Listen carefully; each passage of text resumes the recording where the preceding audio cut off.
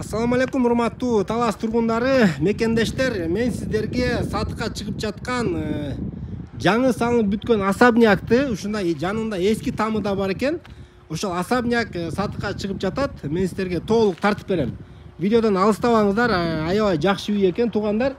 Дарегине көңүл буруп коюңуздар. Дареги ушул Маяковский көчө менен көтөрүлүп келатып эле ушул 1-май көчөсүнөн күнбатышка кайрыласыздар. Күнбатышка кайрылганда эле болжол менен 5-6 там оң жак бетте. Ушул Маяковский үйдүн номери 91. Анда эмесе туугандар, мен ичине кирдим, алыстабаңыздар. Мынакей, машалла, караңыздар. Бисмиллахиррахманиррахим. Эшигин көрүп төрүнөт дегенде туугандар, мына кирип келгенде эле кандай жагымдуу ушундай бурчаткалардан төшөп койгон экен. Кожоюн мени күтүп турат. Мынакей, кирип келатабыз. Кожоюн чыгып калды. Мына туугандар, караңыздар, ушул особнякты мен сиздерге тартып берем. Аяна чейин көрүңүздөр туугандар. Бул үй сизге сөзсүз түрдө жагат туугандар. Ассаламу алейкум. Алейкум ассалам. Үйдүн эзи, атыңыз? Азат. Азат мырза, биз келип калдык, анда эмесе тартып берели. Бул мен сизге суроо бере берем, сиз немеге жакын турасыз дагы, жооп бере бересиз. Бул 2 там экен, 2 там, ооба. 2 там, участогунан баштайлы. Участок аянты канча? 6 соток. 6 сотық, жалпы 6 сотық екен. Бұл тамда биринчи жашап, анан буну салгансыздар го деме? Ооба, бул тамда жашачы. Бул тамда жашап туугандар, бул ушул жаңы 2 кабаттуу тамды салышкан экен. Бул жакка тиешелүү эмнелер бар? Бул жакта гараж королорунан биринчи тартып берели, анан үйдүн ичине кирейли. Бул жакта очоккана. Бул жакта мынакей туугандар, караңыздар, бул жакта дагы бир өнчө бир ход двор бар экен да. Тиги жакта биринчи турган гараж, гараж, ичинде отун менен жыгаш. Гараж, отункана, склад. Бул жагы очоккана. Караңыздар туугандар, очокканалар баары даяр экен да. Баары даяр экен да. Бул тамды 2 там экен да, мындайча айтканда, бир участокто. Ооба. Бул жакта ким? Квартирант жашайбы? Бул жакта азыр квартирант жашайт. İçin tartып берип койбойлу бияктын эле. Келиңиз. Мен кирип, бисмиллахиррахманиррахим. Мынакей кирдик туугандар. Киргенде эле оң жак бетте душ, туалет баары даяр экен да, раковиналары, санузел баары даяр. Бул жерде бутча жерден киргенден эле коридор, коридор оң жак бети кухня. Мынакей туугандар, кухня экен. Паровой отопление. Паровой отоплениялары иштейт. Кышында жакшы иштейт, жакшы. Сол жакка киргенде бул жагы складской кылып колдонушат экен. Анан бул жагына киргенде оң жак бетте бир спальни, бул жерде дагы бир кухня экен, кухня кылып колдонот экен. Бул жагы зал, зал. Бул жактан залдан дагы нары кире турган спальни бар экен, Ал жакта да диван бар, бул. Ал жакта да дивандар. Бул мындайча айтканда эски ремонту менен там экен. Жалпы канча комнат болуп кетти ошондо я? 6 комнат. 6 комнаталуу. Бул эски тамдын общий жалпы квадраты канча болуп калды ошондо? 108 квадратный метр. 108 квадратта ушундай жанында кошумча тамы бар деп койсок да болот. Бул жаңы тамды баштайлы анда. Неме? Дос, бул 1-май көчөсү. Менин билишимче центральный канализация бар, Кошулган, ооба. Мынакей караңыздар, эң негизгиси туугандар, центральный канализациясы кошулган. Центральный проводчу неме? Водопровод, центральный водопровод. Центральный водопроводу кошулган, центральный канализация кошулган туугандар, караңыздар. Анда эмесе? Бул жакта караңыздар туугандар, скважина да казылган экен. Эгер жайында бир кандайдыр бир суунун давлениясы түшүп кеткен болсо, эмне кыласыздар? Водяной менен эле колдоно берет экен туугандар, караңыздар, машалла. Кана бисмиллахиррахманиррахим. Оң жактан биринчи баштайлы. Бул жак эмне экен? Бул жер прихожка экен, бут чечер жер. Бүт обойлорун караңыздар. Обойлор, андан оң жагына киргенде кухня экен, Бул жак кухня, бул жак кухняга внутренний. Бул жакта санузел, караңыздар, бүт обой. Эмне кафелерин баары жакшы подбор болуп тур, кычырайт экен, душ, вода нагреватель, кышы жайы. Бул жагы кухня. Кухня болуп калды туугандар. Кухня. Анда эмесе кеттик дальше. Бул жакка киргенде оң жакта дагы бир душ бар. Охо, дос, бул ичи вообще сонун чыгып турган бойлор, ночной потолокторду караңыздар, софиттеринен бери Жакшы. көк түстө ночной потолок менен подсвет кылып туруп койгон экен, Кирип келгенде чын эле туугандар үйдүн аурасы мага жакты да. Башкача сезилет экен. Бойлор да жакшы чыгыптыр да. Та бул жакта эмне? Экинчи душу. Караңыздар, туугандар, бул жакта экинчи душ дагы. Бүт раковиналар менен караңыздар. Раковиналары дагы ушундай дараталганга атайын чоң кымбатынан коюшкан экен. Караңыздар, кафелерди подбор кылган караңыздар. Эшиктер дагы жакшы эшиктер экен, Бүт караңыздар, кымбат оригинал эшиктерден экен. Так, бул жерден экинчи этажга көтөрүлөт экен. Азыр биз биринчи кабатты тартып бүтүп алайлы. Так, бул жак зал. Мына туугандар, караңыздар. Зал. Бул жерде овальный кылып туруп атайын бир стиль ушундай экен да. Овальный стиль жасалган. Караңыздар, атайын бир необычный бир коноктосоңуздар дагы мына потолокторун караңыздар. Бул жактын софиттери бүт жакшы чыгыптыр, бойлору. Бул овальный стиль чын эле башкача көргөзөт экен үйдү. Чын эле туугандар, мындай бир үй, мындай занавескаларына караңыздар, жакшы подбор болуп, мындайча айтканда оригиналдуу ичинде ремонт десек да болот экен. Андан түз киребиз, Мына бияктын эшиктеринин баары окшош.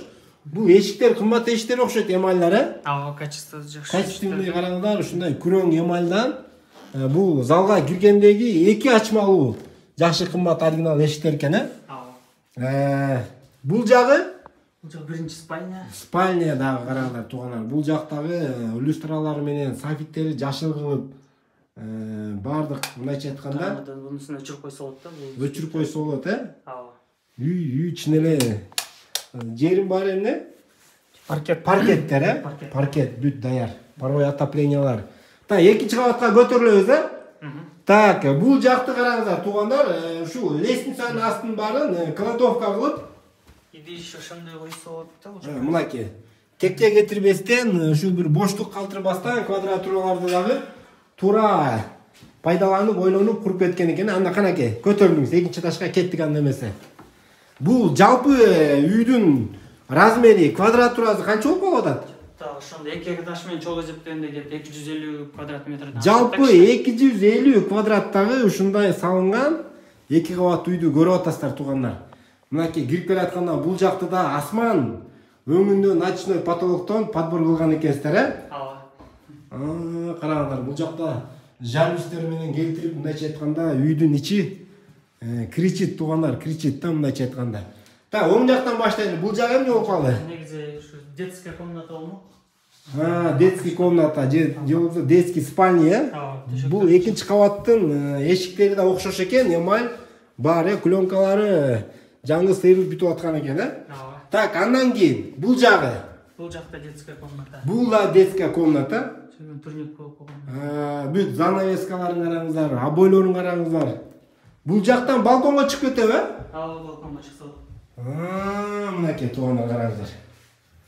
Балконго чыгып, баягы биринчи кабатта залдын овальный стилдеги фасады экинчи кабатындагысы бул турабыз, азыр балкон экен, Мына туугандар. Андан кайра эле караңыздар туугандар. Бул бөлмөдөн чыгып туруп эле кайра детская кайра кирип кетсе болот экен да балкондон. Каракей базыңыз. Дагы бир бөлмөгө кирип атабыз. Бул жак кичине эмеректерин куруп аткан экен. Мына караңыздар, дагы бир артка басып тартып берип коеюн. Бул жерден балконго чыгасыздар дагы. Бул жактан кайра тияка кирип кетсе болот экен да, мындайча айтканда. Мынакей туугандар караңыздар. Так, айнектердин баары пластик. Бул жер холл. Мынакей туугандар караңыздар, холдун мен сиздерге квадратын болжол менен эсептеп берейин. 5ке 4. 5,5га 4 где-то болжол менен 23 квадраттын айланасында мынакей потолокторун караңыздар. Бежевый ночнойдон өңдөн подбор кылып, люстралардын баары тагылган, занавескаларын көрүп атасыздар. Жакшы подсветте подбор болгон. А бул жак эмне болуп калып атат? Бул жак выход, бул жак. Выход? Бул эзала турган эме кылына турган болуп атканда бул жерге столдар коюп чыгып отуруп. Мынакей. Стол. Мынакей караңыздар. Как летний балкон же болбосо отура турган. жакшы немени жасаган экен, дизайн мындайча айтканда проекттин сону келтирген экен. Экинчи кабатта чай ичип отурат экен да балкондо. Бул жакта турецкий лицей, бул жакта 3-мектеп. Мынакей караңыздар, кыздардын, жок, балдардын немеси көрүнүп туруп атат. Себат түрк лицейи. Бул центрге жакын, бунун району дагы абдан жакшы жерде да туугандар. Центральный канализация кошулган, бул өзү эле бул абдан бир чоң бир жетишкендик. Бул жакта мектеп, базар, садик, бүт бунун айланасында инфраструктура, магазиндер, бүт мындайча айтканда ыңгайлуу туугандар. Жолго, чоң жолго жакын, Ооба. Үй жакты. Майкоскийден такси, маршрутка баары өтөт. Дос, бул үйдү эмнеге сатып атасыздар? Ушу жумушка байланыштуу ушу Бишкекке кетип атабыз. Бишкекке кетип атасыз? Канча менет, канча дейин эмгек, ушунчалык мына үй жакты, мындай насовиз өзүңүздөр үчүн салынган үй экен да. Эми бирөөгө ысык, бирөөгө суук деген ушул экен да. Бирөөгө ысык керек экен, бирөөгө суук керек экен туугандар, караңыздар. Мынакей ушундай бир заңыраган үйдү өзүңүздөр салдыңыздар, Ооба. Качан бүттү бул үй? Ушу мурда жыл бүттү да. Жайында. 2021-де, 2021-де толук бүтүп кирдиңиздер. Ооба. Машалла. Бунун немеси кайда, топкасы? Топкасы могу жерде болот да. Печкасы калды. Бул азыр электрический кызып атабы? Ооба, электрический. Бул топканын орду экен, Ооба, топканын орду. Печка ушул жерге коюлат да, ал жерге бүт выходдары. Бул жерде теплый пол окшойт, Жок, теплый пол жок. Бул жерде топка болот экен да, кыскасы туугандар. Азыр ток менен иштеп атат, печкасын коюш керек экен, Ооба. Ал жерден бир печка көрүп калдым, ошол жерге коюлат го дейм, Баняныкы. Ал баняныкы, баняда барбы, Баня курайын деп атканбыз да. Мынакей туугандар. Ана эмесе, арт жагына тартып берип койбойлу, эле арт жагы кандай экен. Мен оюмча бул жер фактически 6 сотуктан да бир аз көбүрөөктөй сезилип жатат мага. Бул огород жагында да орун бар да экен, Ооба. Мынакей караңыздар туугандар. Бир нерсе өстүрсө болот. Бул жака дагы бир нерсе тиксе болчу да экен. Өрүк алма алча тигип койсо да болчу да экен, Ооба. Үйдү караңыздар туугандар, бүт колонналар, сейсмопоисттар, фундаменттин бийин караңыздар туугандар. Аябай бир муда салынган үй экен да. Анда эмесе бунун эми баасына келеличи, баасы. Бул караңыздар, мынакей 2 там деп койсоңуздар болот туугандар. Бул жагын бир квартирага берип койсоңуздар дагы өзүнчө киреше киргизип берет. Анда эмесе баасына келеличи досум. Ушу 110 деп сурап атабыз. 110 000 АКШ доллары. Ооба. Туугандар, мынакей баазын угуп атасыздар. Азыркы заманда 110 000 деп көп угулган менен, эгер ушундай кылып там сала турган болсоңуздар, туугандар, 110 000 эч нерсеге жетпей калат да. Азыр көрүп атасыздар, строй материалдын кымбаты, кирпичтин, усталардын кымбаты. Туугандар, өзүңүздөр бир эсептеп көрүңүздөр, ушул квадратураны, ушул строй материал канча кетет? Участоктун баасы, ушундай бир центральный канализация кеткен жерлерде участоктун бааларынын баарын өзүңүздөр эсептеп көрүп, ойлонуп көрөсүздөр. Анан, дос, кандай варианттар бар? Ушу наличка эле керек болуп атат да, вариант. Наличка эле. Мындай болуп калат да, кээ бирлерде машина болуп калат. Машинаны сатканга, Бишкекке барып сатып келгенге убакыты тар болуп калат. Өзүңүз бир машиналар чыкса алып Бишкек жакка кетсеңиз, ошол жактан кенен сатып аласыз да, Бишкектен авторынакта. Ошондой варианттарды эле карап коербуз, менин сунушум. Наличка эле деп атабыз да. Наличка эле. Возможно, эгер жарымыздан көбүрөөгүн берем десе, возможно, рассрочка. Мынакей туугандар, жарымыздан көбүрөөгүн берем десеңиздер, рассрочка вариантын карайм деп жатат да. Анан жакшылап сүйлөшсөңүздөр баазын түшөсүз да, же торг бар, сүйлөшөбүз. Мындай содалашса болчу да экен, туугандар. Рассрочкаңыз канча убакка мисалы? Рассрочка ушу где-то күздүн аягына чейин примерно. Ушул жылдын этегине чейин, Примерно, да. Анан туугандар баягы өңдү көрсө 100 таят деп коет. Келип дагы үй жаккан болсо бетме бет отуруп сүйлөшүп, дагы бир содалашсаңыздар, жылуу сүйлөсө, жылан ийинен чыгат дейт да. Эми жылан эмес го, адам го эми бул дагы.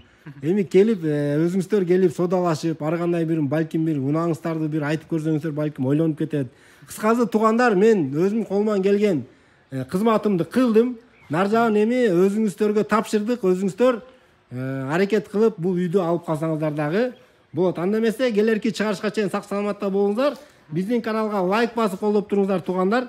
Кийинки чыгарышка чейин баарыңыздарга ассаламу алейкум.